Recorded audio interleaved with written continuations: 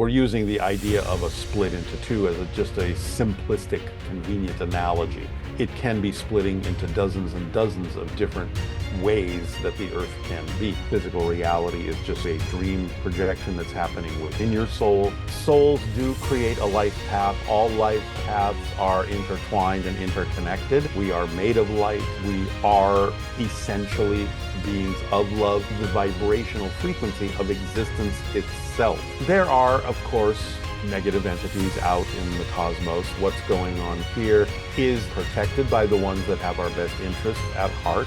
They are in many ways truly extensions of our family. They're going to give us holographic records of our entire history that they've been recording for millennia. This is the culmination of what's been going on behind the scenes, where it can finally be revealed. It's reached that point. We're going to have open contact very soon. Do people not think the ETs are going to get involved in our politics? Welcome everybody to the Heart Coherence Collaborative. We are so excited. We have our friend Darryl Anka back with us again today. Thank you, Darryl.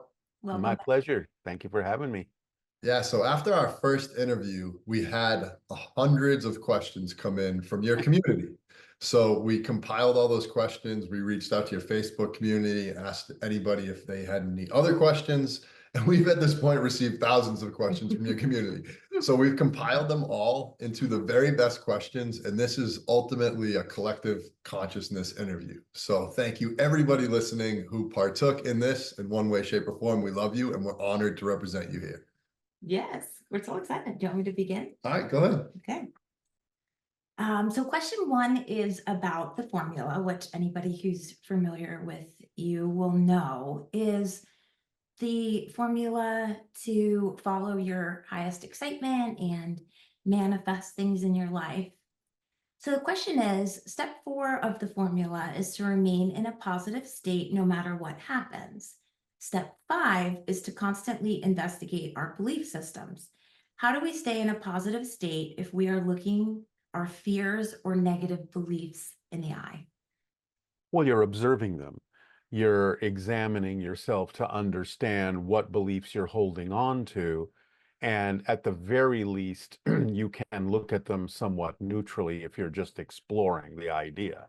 If something comes up where you suddenly feel fear or feel some negativity in that way, that's okay, as long as you don't wallow in it, you don't dwell on it, you don't judge yourself for it, don't add more negativity to it.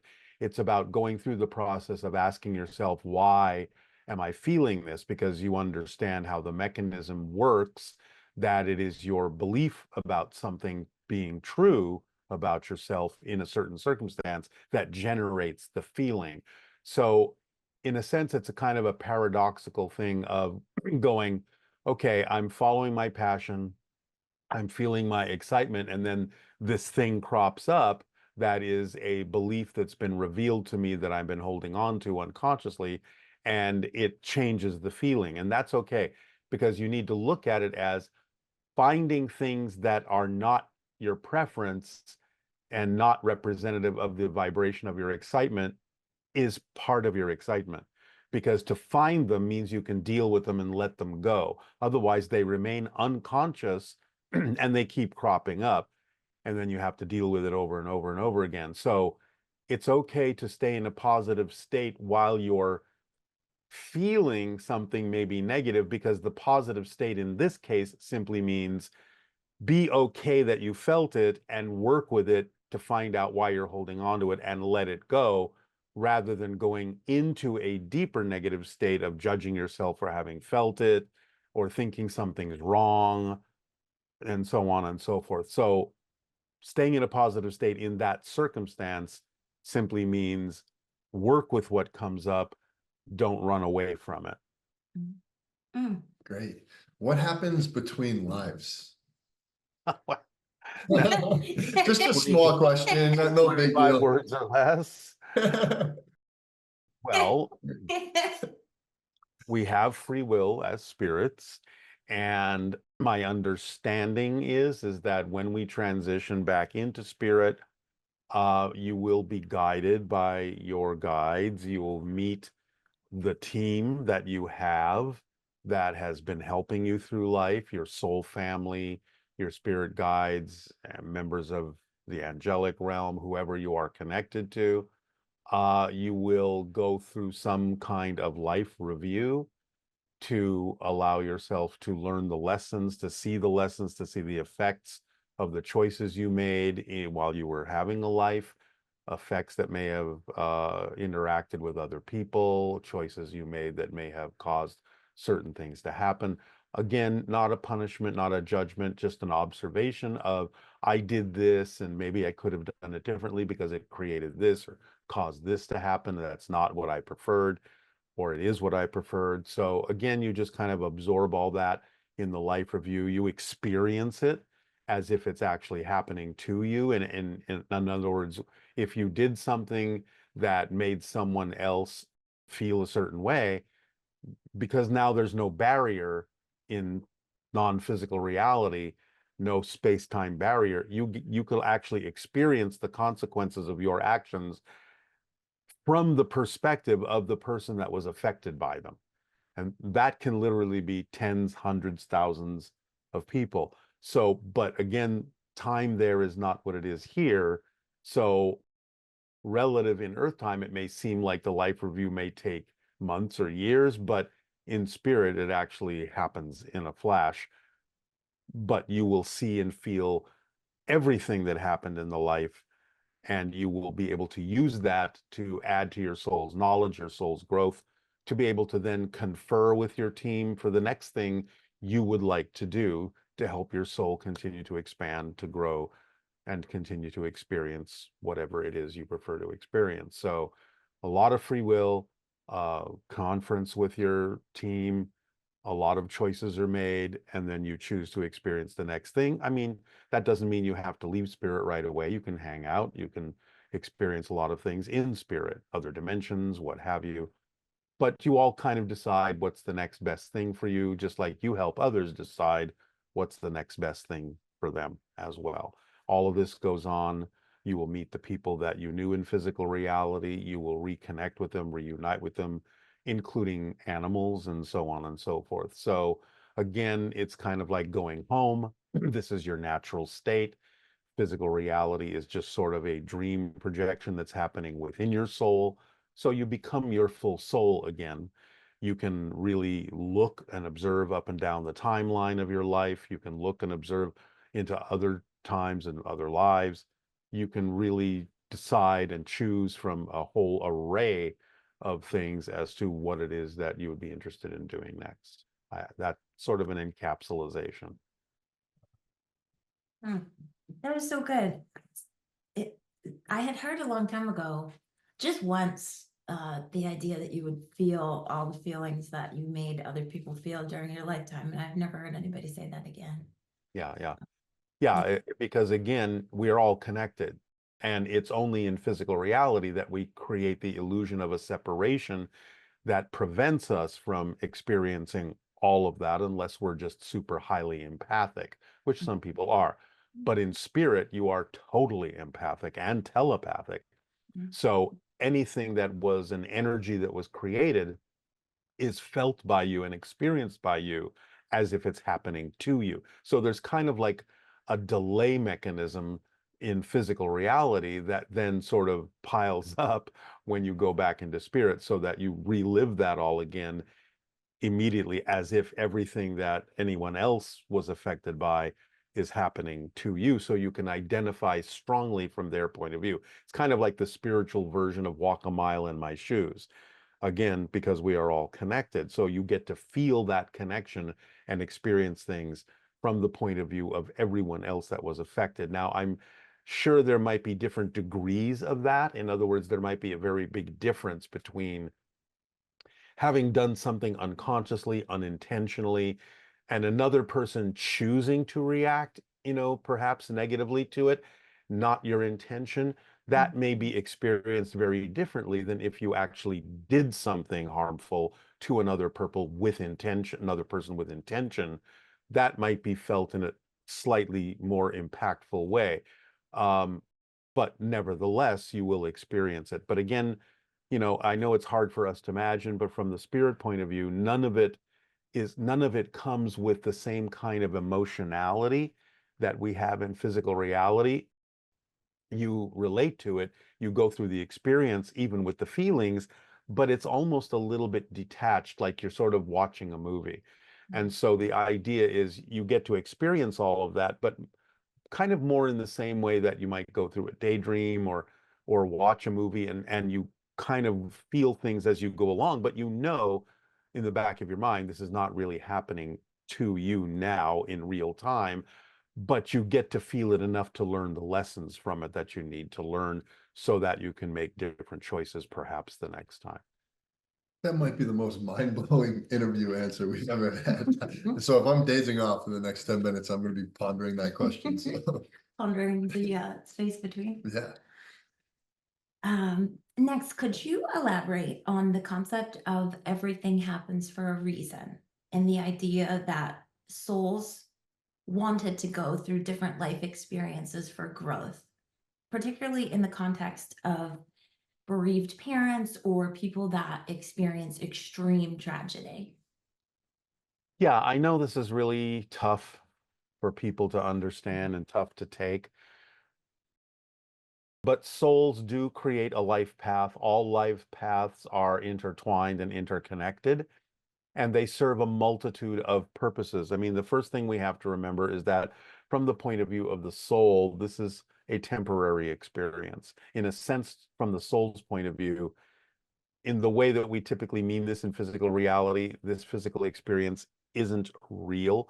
It's more like acting out in a play.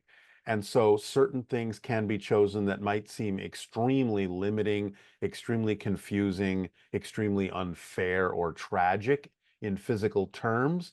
But like when you're watching a play and you see, the hero and the villain and tragedy occurs and stuff like that. But then the play is over and the two actors go out and have a beer and have a laugh.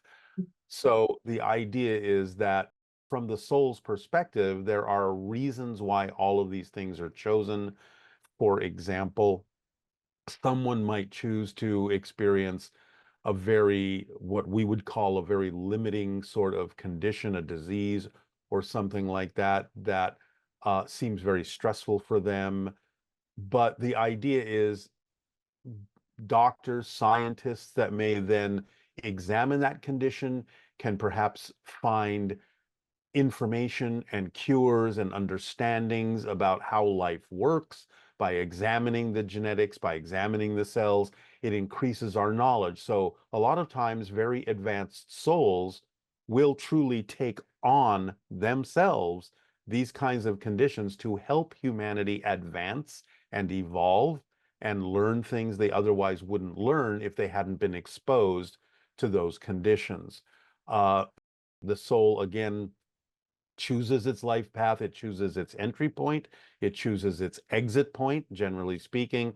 So even when someone seems to die young very tragically, there is still a purpose for the soul to experience that limited amount of physical reality, in the sense that that's all they need, and they've made an agreement with their family on a spirit level to do that. And again, it serves a multitude of purposes. You have to kind of take it on a case by case basis.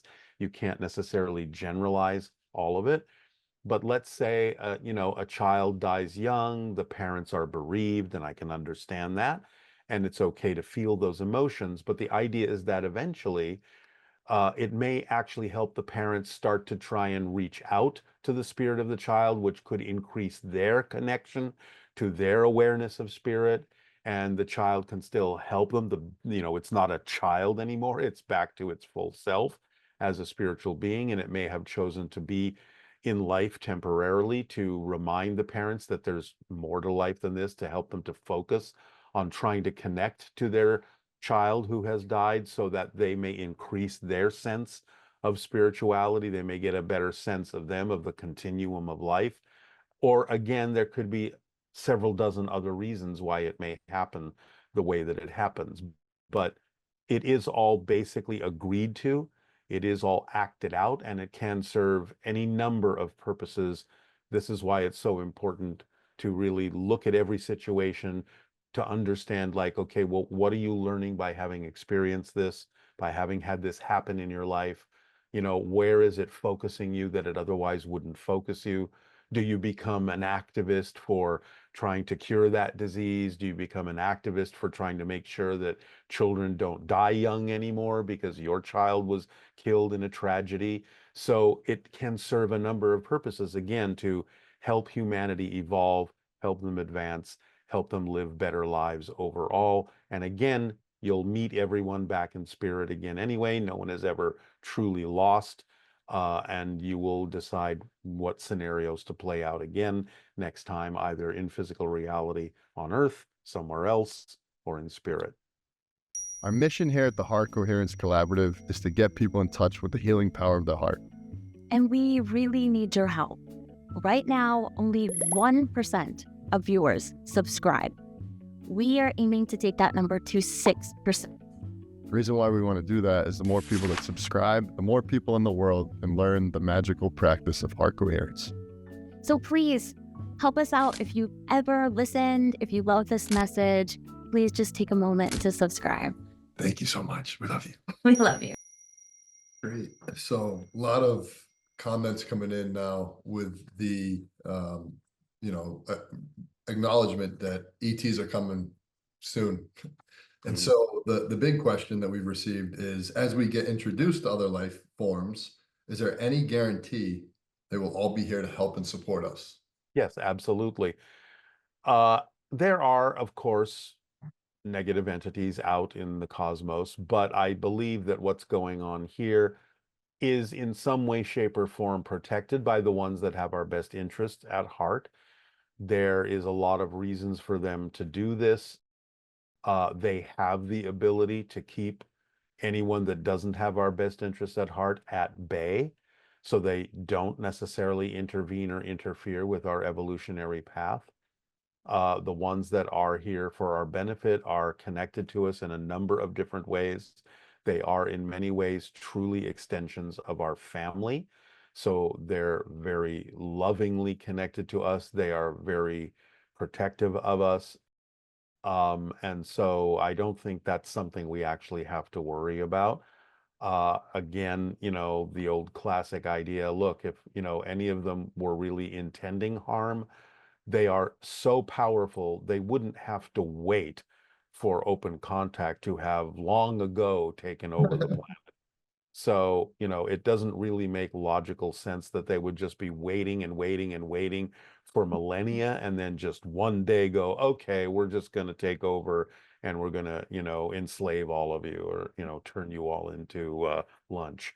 So, yeah, those are really just science fiction scenarios that don't, that are okay as stories, but they don't really take into account the understanding of what it takes for these kinds of extraterrestrial beings to exist in the cosmos and how advanced a lot of them are, what a much deeper understanding they have of their connection to life, their connection to source, their connection to light and love, and how the universe actually operates.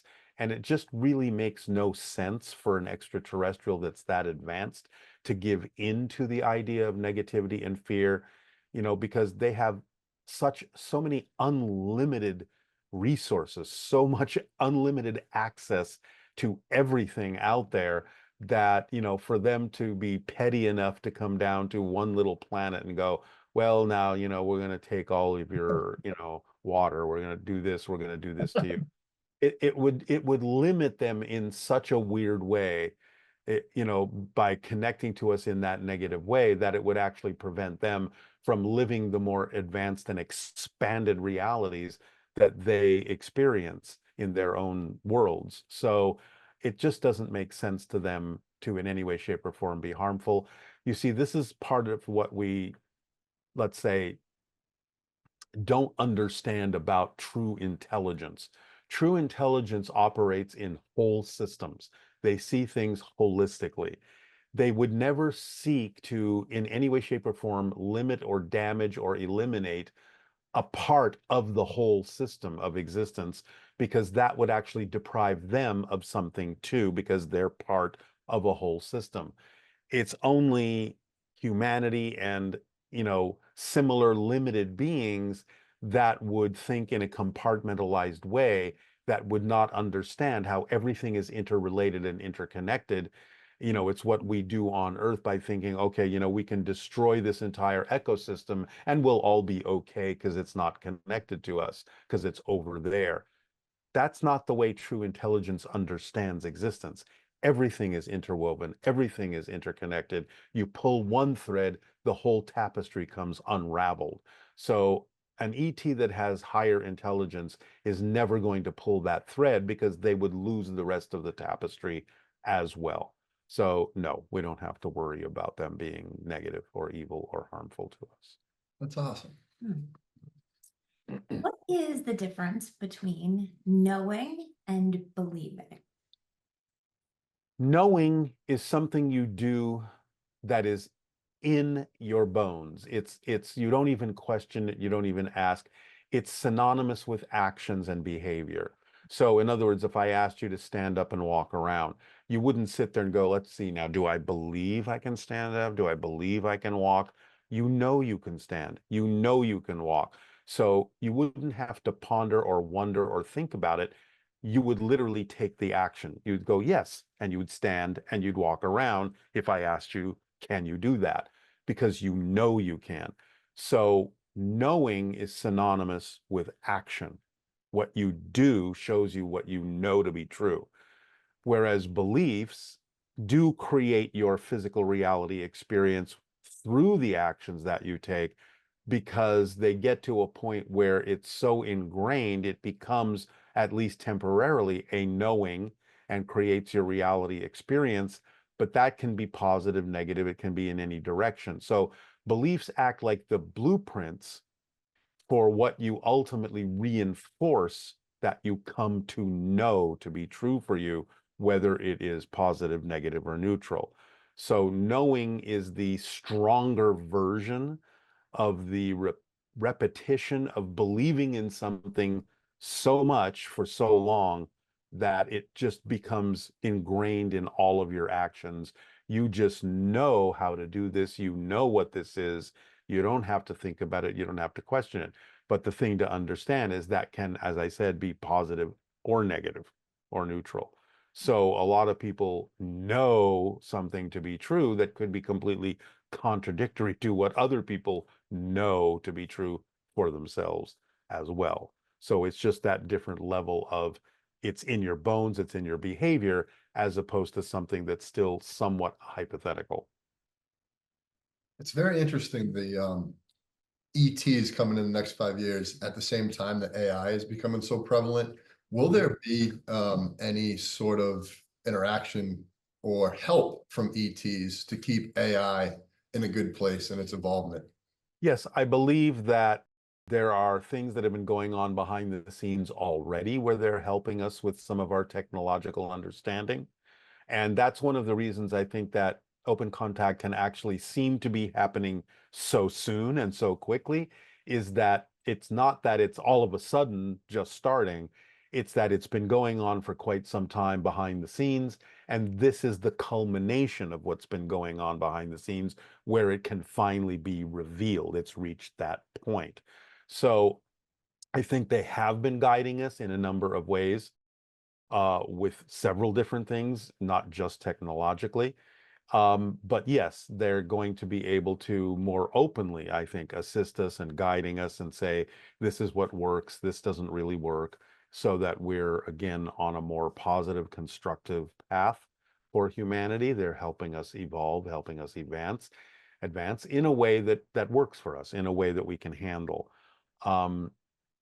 So definitely. So, and one of the things I think has been, Bashar has said, and actually I've heard now repeated by a couple of other psychic mediums, is that one of the gifts that ETs are going to be giving us when they come, and I don't mean necessarily on day one, but at some point after open contact occurs, is they're going to give us records, holographic records of our entire history that they've been recording for millennia.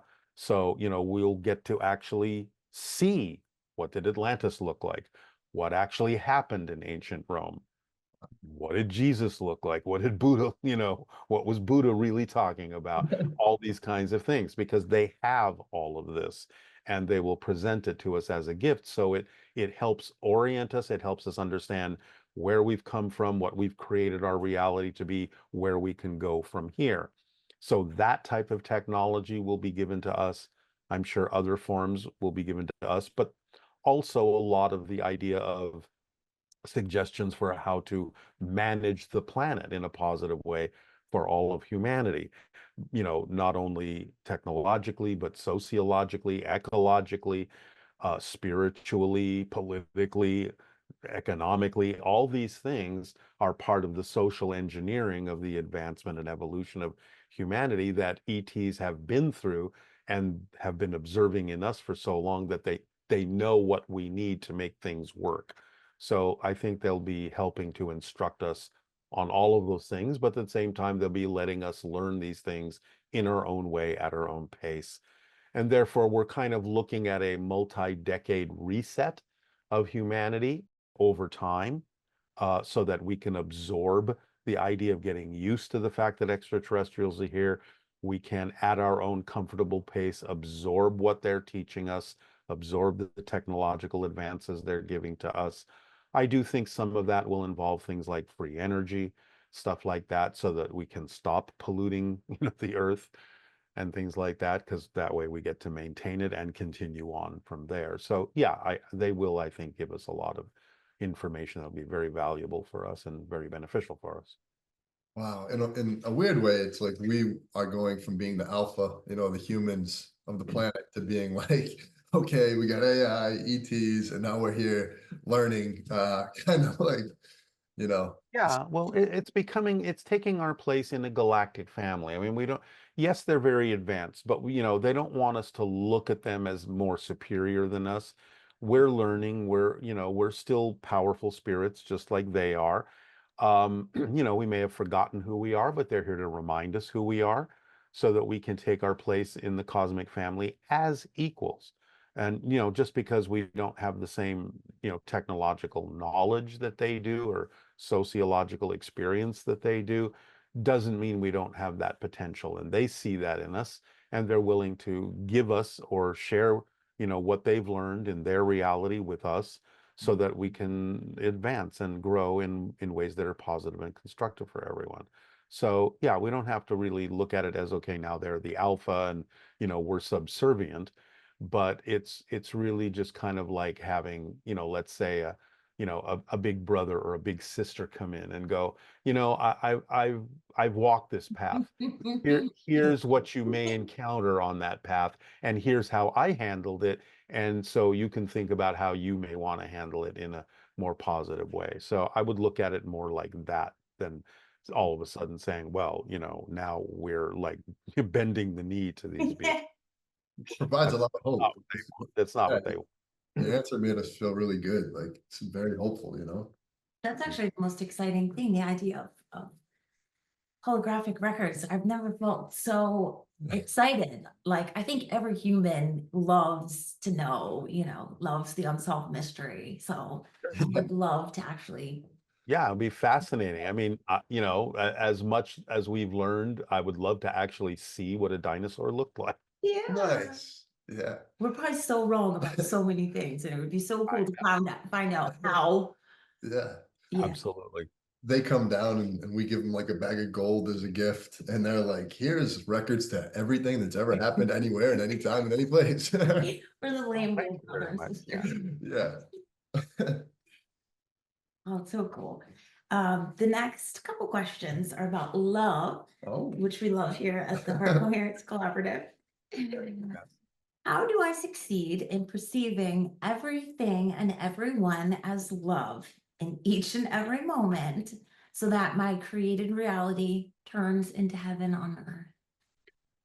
Well, the universe basically operates on two principles. It operates on love or fear, and fear, both. It's the polarity that exists, the positive, the negative, the light, the dark.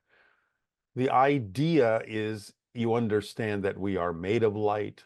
We are essentially beings of love. even when people express negativity, for the most part, it's simply because they've learned that that's the way you make connections.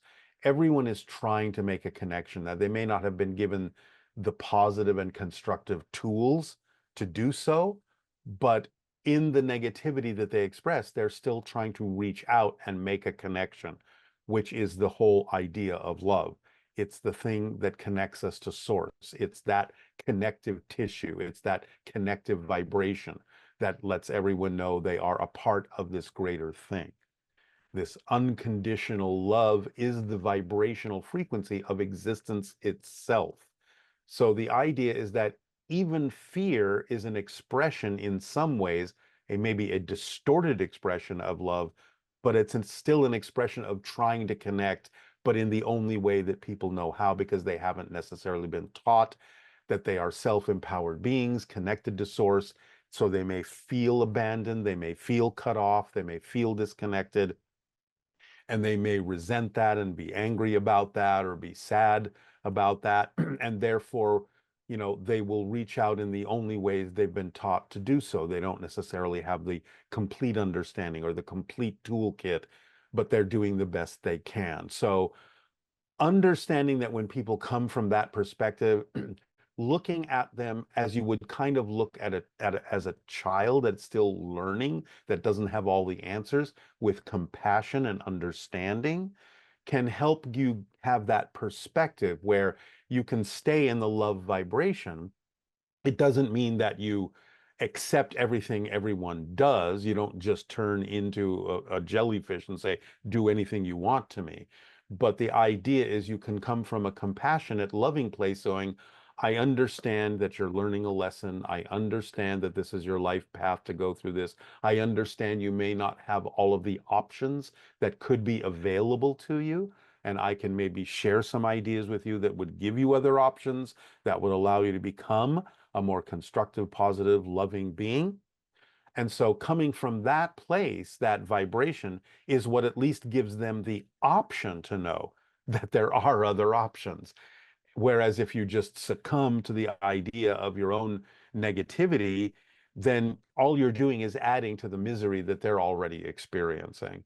And that doesn't help you, it doesn't help them, it doesn't help anyone. So it's just a more constructive place to stay in that loving vibration, because at least you give them a chance to also match that frequency instead of you going into judgment and then matching that negative frequency that you are saying you don't prefer in your life anyway. So why would you choose to go in that direction? Even if someone doesn't change, at least you're giving them the opportunity to do so by being a living example of the kind of energy and compassion and love that they could allow themselves to feel if they're willing. And who knows how impactful that may be for them, whether it's impactful today, tomorrow, 10 years from now, or even at the end of their life, So be that positive example, not only for your own benefit, because it feels better, but also to at least give other people a chance to see in you an example of how it could be for them too. Yeah, that's reminding me of, I forgot this and haven't thought about it for a long time, but I think it's a Marianne Williamson quote that every action is either love or a call for love. Mm-hmm. It's Yes. basically a way to say the same thing that you're saying. Yeah, we are all trying to get home. It's just that we don't always have all the road signs we need. We don't always have the full map. And so some people are kind of like stumbling around in the dark. So shine a light for them, illuminate the path. Whether they accept it or not is none of your business, but at least give them the flashlight. Great. I have a couple personal questions for Bashar that you'll be able to answer, but you are, well, basically, when you leave this earth, will Bashar be going to another human, I guess is the question. No. Well, no, not only that, there would be no reason to, first of all, because if we have open contact, hybrids, ETs, and what have you will literally be here being able to communicate with us face to face. So that in that sense, channeling will really no longer be necessary. Wow. Right? Because we can just talk to them. And then the other question was just before Bashar, You had mentioned in our last interview that you had a lady, a feminine energy come to you before Bashar came to you. And people seemed really interested in that energy. Did Yeah. that entity have a name? Could you tell us a little bit more about her? Yeah, we called her anima, which is actually a word that simply means a female energy coming through a man, just as the counterpart animus is a male energy coming through a woman. Again, because they don't have names, and Bashar isn't Bashar's name, it's an Arabic word that simply it means messenger. It describes what he's doing. Anima was the word that was chosen to simply represent the idea that I'm a man, but I'm expressing a female energy when she connects with me. Therefore, that word was used. She is a member of Bashar's society. He is a first contact specialist. She is a social engineer. So after open contact is made, after the job of the first contact specialists is done, so to speak, or at least the first phase of it is done, then the social engineers from their society come in, and they're the ones I talked about before. They're saying, okay, here's how we manage our world. Here's how you could help manage your world in a more beneficial way for everyone. Here's the different systems you could need. Here's how you could operate this and operate that. So she's part of the social engineers that would come in the next phase after open contact to help us understand the whole concept of planetary management. Nice. Oh, we need a new planetary manager. Yeah. I've always had this very hopeful feeling that I don't know how it'll work, but I don't think we're all gonna just blow up and die. And No. it's nice to hear a structure of that. We would get some help. I mean, my best hope Mm. was that maybe we just have smart people who would eventually figure out how to clean the Yeah. ocean and do everything. Makes me Well, think. yeah, and there are people that are working on that who are very smart. Yeah. And as I said before, there are certain things going on behind the scenes where some of those people, not everyone, some of those people are actually getting help from ETs to push those technologies forward. Yeah, we did have a specific question come in. What role do ETs play in repairing and balancing Earth's grid lines currently?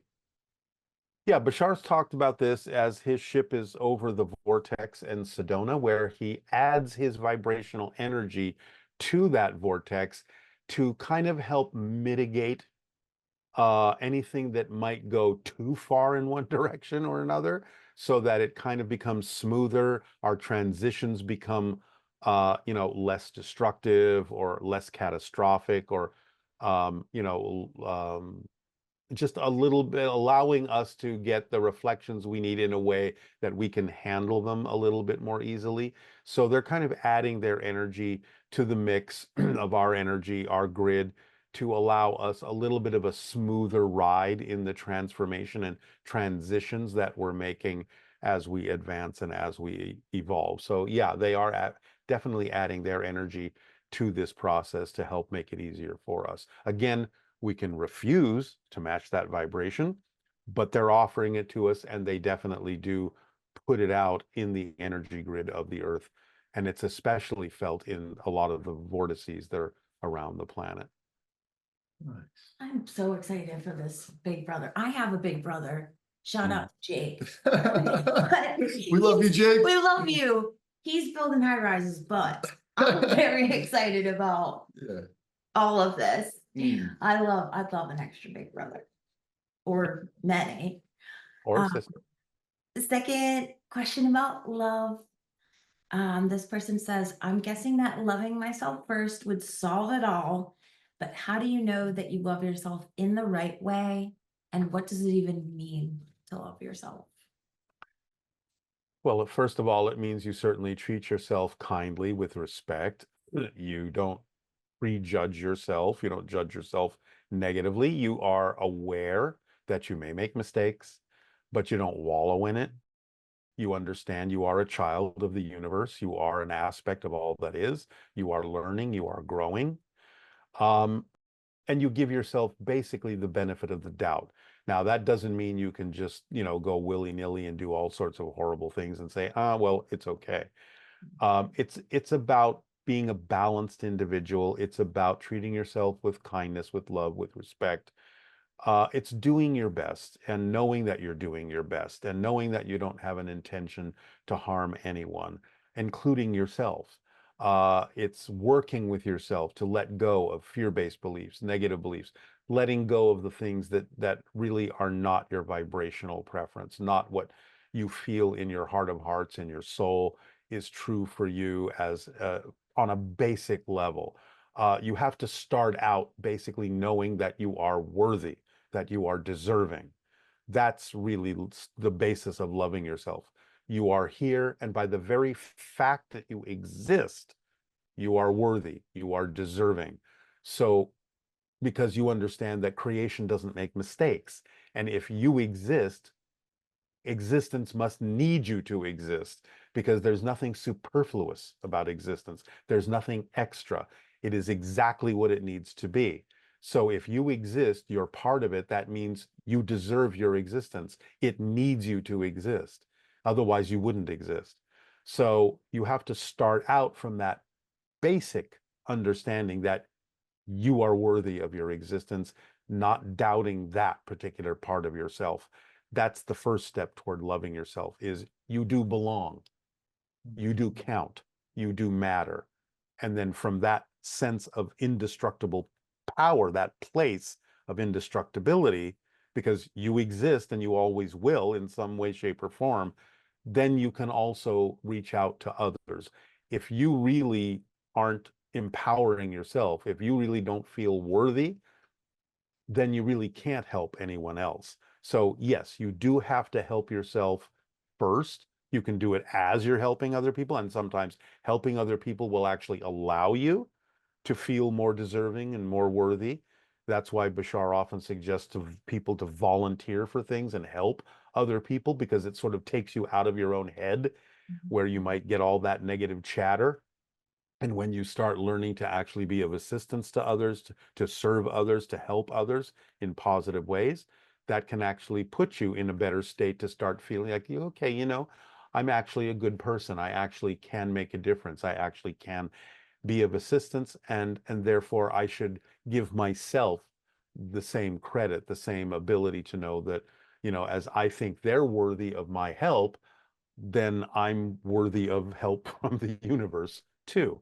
And you're serving the whole system so the whole system can serve you instead of service just to self, which then kind of cuts you off from the whole system being capable of giving you what you need. So anytime you are serving the whole system, you will be served because you're part of the whole system, and you don't cut yourself off from it by thinking that you are undeserving of help, undeserving or unworthy of being connected and receiving what you need. So I think it starts with that. It starts with knowing your own worth, knowing your own deservability, and that's just proven by the fact that you exist, because if you weren't needed by existence, trust me, you wouldn't be here. You wouldn't exist at all. Love that. Is there power in group meditations? We have so many collective meditations going on, but can they actually make a difference on the energy of the earth? Of course. We are creating our reality, and anytime a number of people get together with the same wavelength, the same intention, the same idea, it can magnify, it can amplify. So absolutely, because again, love is about connection, and connection expands things. Connection is a particular frequency, and therefore anytime more than two people connect, you are amplifying and magnifying the idea of that connection. You're tapping into a bigger part of the whole system anytime that you do that. Yeah, absolutely. Great. So we have some questions where people are curious about you. Okay. Let's find out all the exciting personal details. This person wonders how you deal with frustration and if you experience situations that bring up anger. On rare occasions, I grew up on Earth. I'm still human. Now I'm learning to deal with all of that. I may have had more practice than a lot of people because I get to feel what Bashar's energy feels like and how he deals with things that come up when I'm channeling. I definitely apply a lot of that in my life, and it's absolutely made a difference over time in my life. so that I don't really get angry or frustrated anymore. I see things more with curiosity.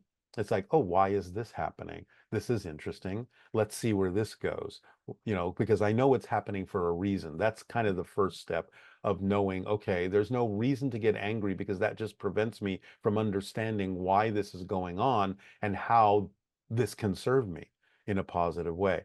That's, again, the fourth step of the formula is stay in a positive state so that no matter what happens, you can get a benefit from it, because there is always a way anything can serve double duty, can be positive or negative, or maybe neutral, triple duty. But the idea is that if you don't stay in that positive state, if you don't approach it with wonder or curiosity, then you don't necessarily see the benefit that could be there for you.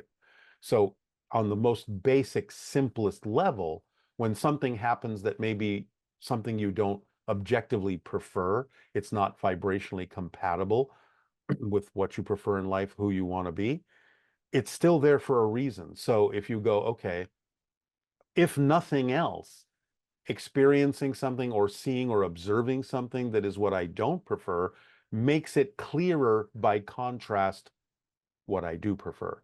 And that's a positive way to use what you don't prefer. So a lot of times it's like what people say, it's easier to see a tiny little candle flame when it's surrounded by darkness. So that's using the darkness to see the light more clearly. So stay in curiosity. You understand everything is happening to teach you a lesson, to improve you, to help you grow. And if you approach every situation that way, then you will experience it more positively. And that starts to become more of a habit. You want to experience things that way more and more and more, and not wallow in self-pity or, oh my God, why did this happen? Self-judgment, something must be wrong. I should be farther along than this. I thought I was more spiritual than this, all of that nonsense. What happens is what needs to happen. What is going on in the present moment is the most important thing that is going on at that moment, and it needs to be there for some reason. So use it positively, use it up, because it's there for you to use. And it really goes back to what Bashar always says. It's not about what happens that matters. It's what you do with what happens that makes the difference in your life. So put out positive energy toward it, you'll get a positive reflection. Put out negative energy toward it, you will only wallow in negativity. It's up to you. You're the one in charge. So you determine how you define what's going on in your life. Again, it doesn't mean you start calling negative things positive things.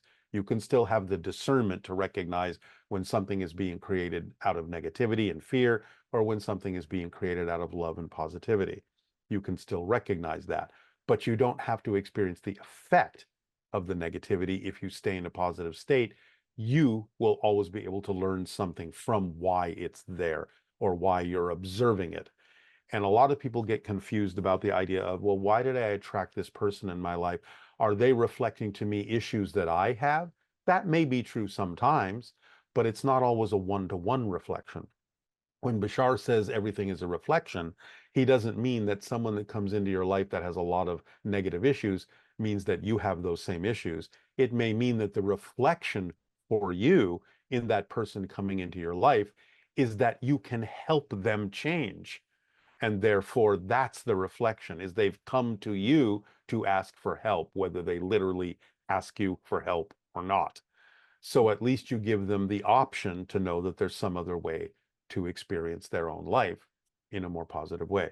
So you have to understand, it's not literally like you're seeing the actual reflection in the mirror. It's like, oh, that's a bad person, so I must be a bad person. No, that's nonsense. It's, okay, that person is having difficulty, that person is struggling, they're in my life. Okay, number one, sure, check in. Is there something this person is doing, saying, whatever, that I do need to look at within myself to improve myself? If you go through that honest process within yourself and you realize, well, no, I can't really find anything that this person is doing or saying to me that actually is truthful for me, then that must mean they're here so I may be able to help them in some way, shape, or form. It's not about me, it's about them. So again, you have to have that discernment. If duality exists considering good and bad, or love and hate, or dark and light, how can a world ascend to one extreme without the other? Anytime you expand your consciousness, anytime you expand your bandwidth, your ability to perceive more and more and more of creation, of existence, you not only perceive more light, you do perceive more darkness. But just because you are more aware of it doesn't mean you have to experience it. It's the very act of staying in balance between the two that allows you to choose to experience what you prefer, but you don't invalidate what you don't prefer. You just observe that it's there. Because as you gain more awareness of creation, you gain more awareness of both the positive and the negative, because it's on every level in some way, shape, or form. It may not be experienced the same way on a higher level that it's experienced in physical reality, but it's there because it just permeates everything. Because as I said, existence operates on love or fear. So it's two sides of the same coin. You can't have one side without the other. So as you become more aware of it, just become aware of it. It doesn't mean you have to be afraid that it will happen, it will manifest, or you will choose it unless you have a reason to choose it. So if you stay in the center, stay balanced, stay neutral, you can say, I see all that. It's not what I prefer. I choose this, but I'm not going to invalidate that, because the fact that that exists has brought me to the place where I'm now free to choose this. So you use everything as a stepping stone. You don't invalidate anything, or you can't take the next step. So you don't invalidate the darkness, you use it to your advantage so that you can experience more light. Beautiful. So the second question, in that attitude of curiosity about you, after you channel Bashar, what does your self-care consist of? Do you require rest, or do you need recuperation? I usually need lunch. The Basically, algorithm knows. yeah, I mean, it's when I first started, when I wasn't used to his energy for the first couple of years, it did tire me out because I wasn't used to handling that kind of vibration. At a certain point, and this was literally at a single point when I was channeling, I suddenly felt the wave of his energy uplift me. And it was, it's like when you're standing in the ocean, the water's like, up to your chest, and a wave comes along, and you know how it sort of lifts you up off the ground for a second? It was like that. And from that point forward, once I allowed the energy through in a more unimpeded way without restrictions, and I trusted it, it uplifted me so that now when I channel, I'm left with more energy. I'm more balanced. But there is an expenditure in some way of energy, because that's why at the end I'm hungry. So I do need to replenish, but I actually have more balance in terms of the way my energy feels after I do a channeling. Because you're getting into a state that connects you to more of yourself. And so if you allow that state to support you, you actually do feel more energized and more supported, even though in the physical action of going through the channeling may, of course, require you to replenish yourself. But you don't feel it like, oh, I'm exhausted, I'm just a dish rag. You don't feel it that way once you allow the energy to be okay. Once you start matching the frequency, the higher frequency that comes through you, you get used to it. Your nervous system starts to be able to handle it. It becomes a better conductor of that energy, and therefore you retain some of that frequency after you go into that state for quite a while. What unique abilities might hybrid children have? Well, they'll certainly be telepathic, absolutely. I'm sure they're going to be extremely intelligent and insightful and intuitive. They may have artistic inclinations. They may have a lot of other creative expressions as well. They will probably in some ways be, just like a lot of children are, very good teachers. They will be able to tap into a lot of psychic information, the Akashic records, things like that, bring information through for us, among many other things. Right. Mm. Can you talk about why there seems to be more and more neurodiverse people and if they have a purpose or a role on Earth?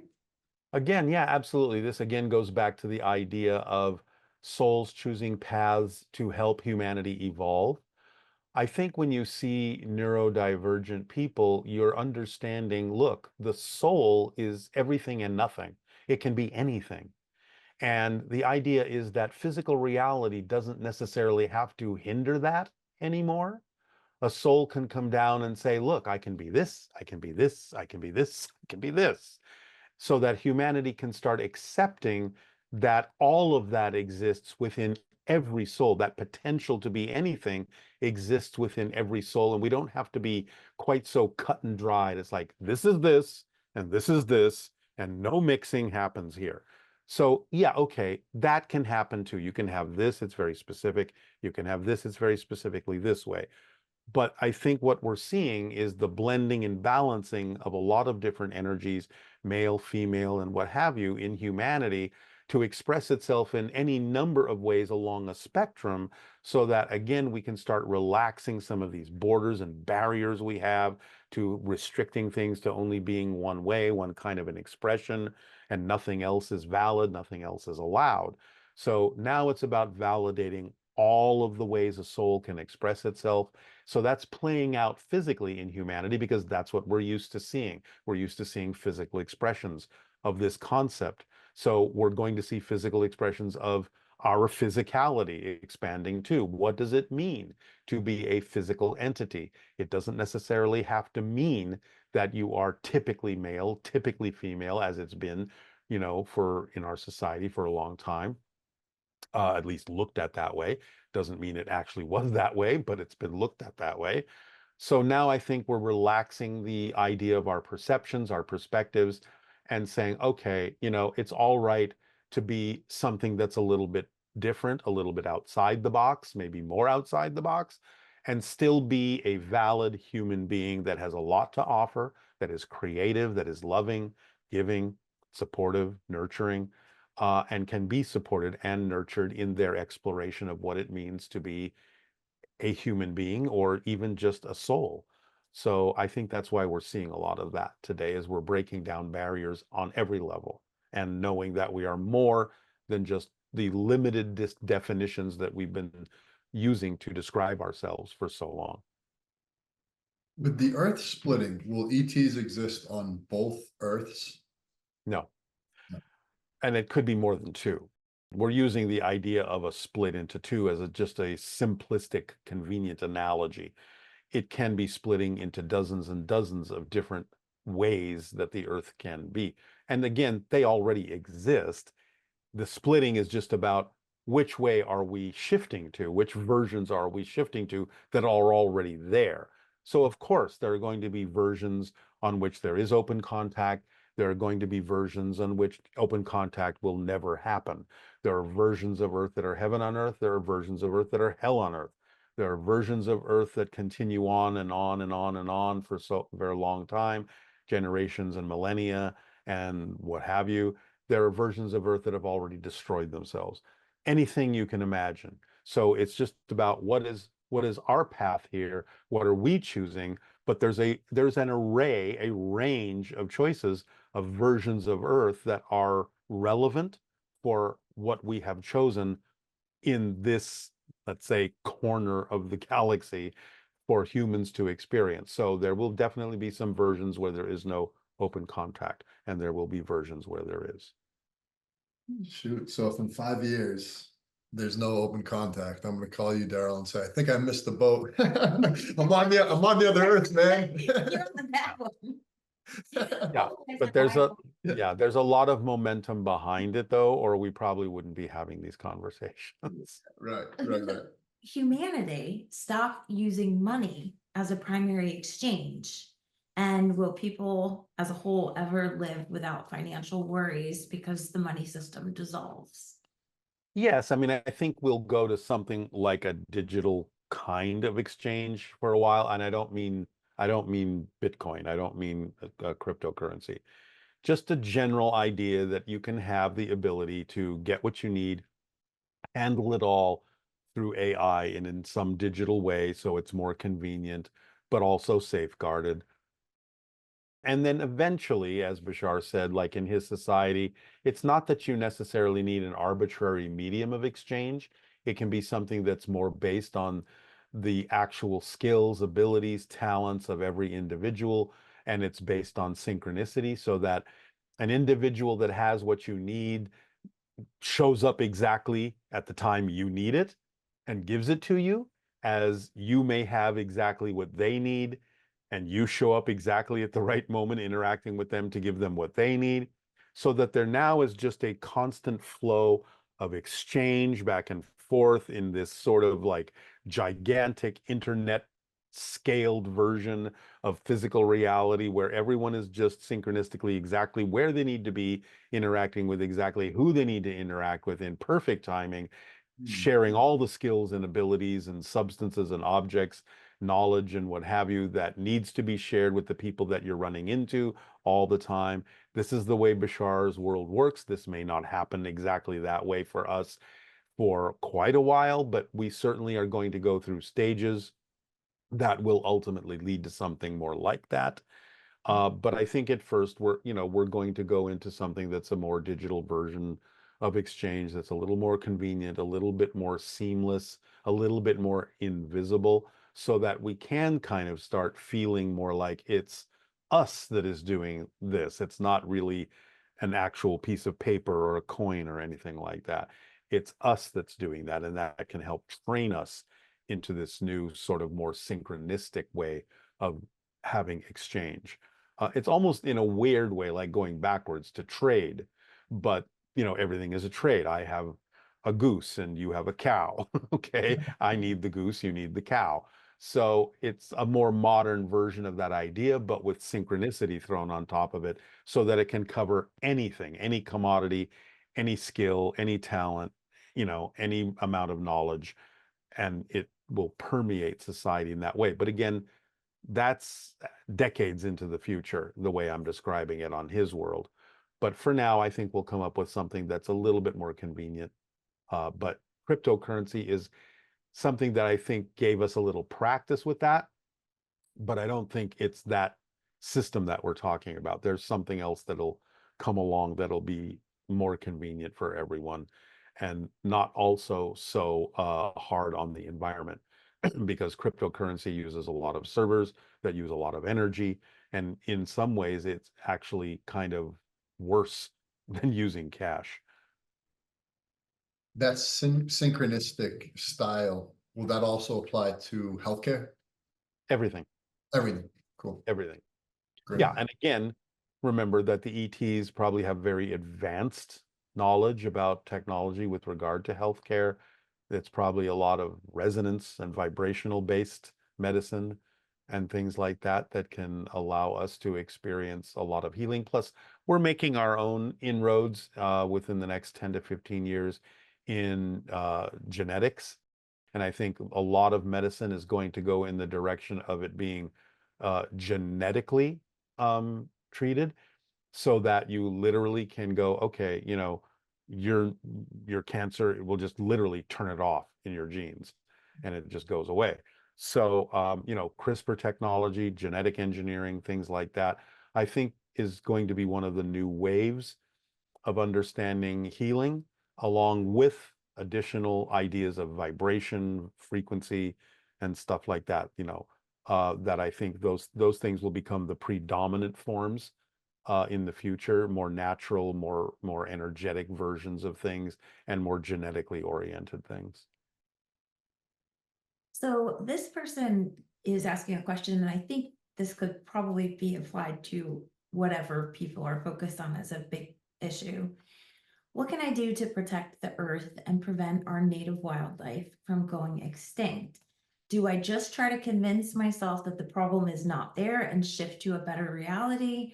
Or should I be taking specific actions to support this? And what are they? Well, I think that's a relatively obvious question. Get involved and take the actions that are representative of the world that you prefer to live in, because it's the actions that actually will navigate you toward that version of Earth. You can't just wish it away. You can't just ignore it. Physical reality is about taking physical action. Action is the language of physical reality. So when you are acting to support the idea of the kind of ecological environment that you prefer, planting trees and things like that, bringing back ecosystems as best as you can, learning how to do that, it's those actions that actually navigate you in the direction of the version of Earth that is more sustainable. Awesome. Yeah, we've had a lot of people also from our community reach out, very interested in your live streams. So I know you had one just recently, and you also have one, a big one in November that you had talked about in our last interview. So if you could just talk about the Echoes of Sedona live stream coming up just one more time, because everyone wants more clarification on the election comments. Yeah, well, I do have to kind of leave that up to Bashar, because he is going to explain what it is that he said and why he said it back in the Sedona transmission. And that's why it's titled Echoes of Sedona. But I'm going to leave it up to him to explain it, because I'm sure he can do a better job, because I don't even have full understanding of what it is that was happening there. I think the one thing that he is going to explain that I can sort of comment on, because it was unexpected, it was unusual, and it was startling that he would actually have made some sort of comment a little bit more deeply involved with our politics than he ever has been, because that's usually one of the things he has avoided over literally the course of 40 years. And so I think a lot of people were taken aback and startled by it, surprised by it. But here's the thing, and I know he'll talk about this, but I'm just going to offer this. We're going to have open contact very soon. Do people not think the ETs are going to get involved in our politics? Of course they will. They're going to get involved in every aspect of our society. The fact that he actually checked in with someone and asked the audience if it was okay for him to say something is the closest he could come to an indication that we are getting closer to open contact. That's why he could say anything at all.